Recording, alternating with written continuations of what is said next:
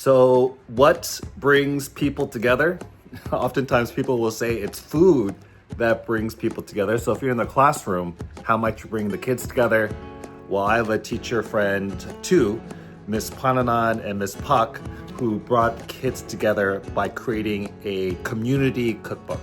Now, if that was the end of the story, they just created this cookbook where everyone shared their favorite recipes, that would have been a totally cool idea, but it was so much more than that. It began with talking about sustainability. It began with talking about food deserts and how sometimes it's hard to find healthy ways and healthy spaces to get the kinds of foods that allow us to be healthy, but then also creating recipes and stories from their own community to become a part of this cookbook.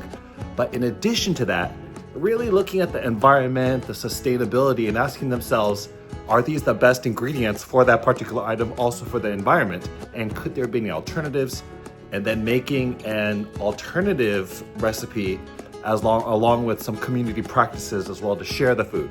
Their class makes this book, which they were able to publish and that I bought myself to support that program.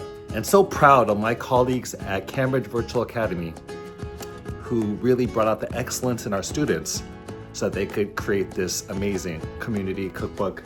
Our community, our kitchen recipes for a sustainable future. A collaboration between Living Earth and English 9 classes. Big congratulations once again, Miss Pananan and Miss Pak.